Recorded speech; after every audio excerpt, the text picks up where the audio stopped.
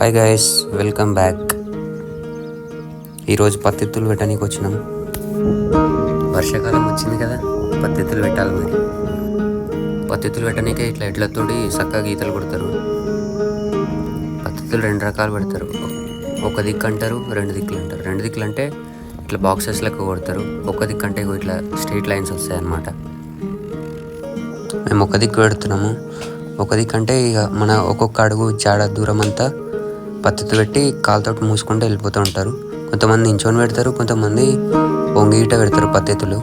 మేము వచ్చేసి చంద్రగోల్డ్ అనే సీడ్ పెడుతున్నాం. మేము గోల్డ్ ఇప్పుడు ఇవి మేము పెడుతున్న కాటన్ సీడ్స్. ఇట్లా ఒక్కొక్కటి తీసుకోవాలి అంతే. ఇక అట్లా వేసేసి కాలుతో మూసేస్తూనే ఉండాలి. స్ట్రైట్ ఆ లైన్లో వెళ్ళిపోతూ ఉండాలి. ఇక మనం చాలా బురద మంచిగా 1 foot డిస్టెన్స్కి.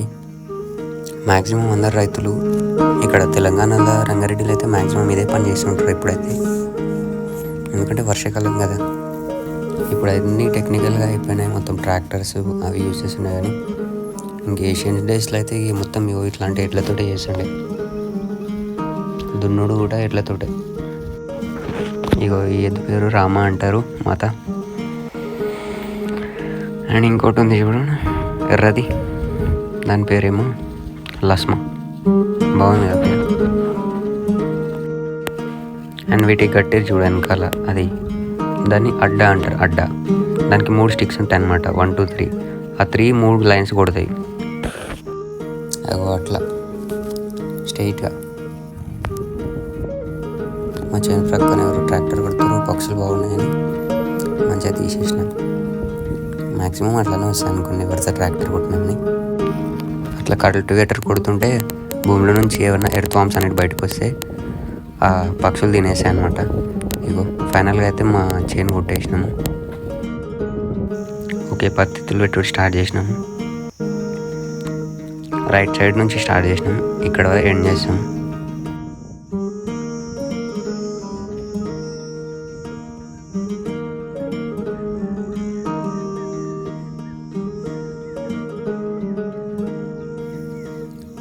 ఎడ్లు కొద్దిసేపు రెస్ట్ తీసుకుంటాయి. అప్పట్లో మనం కూడా మామిడి పండు తెచ్చింది మా మమ్మీ, తినేస్తా.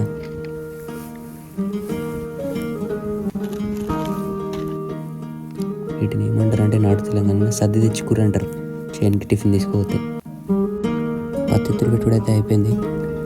అటు సైడ్ వానమూలు అవుతుంది, పడితే బాగుండే వాన. ఓకే బాయ్, మరి see you in next video bye.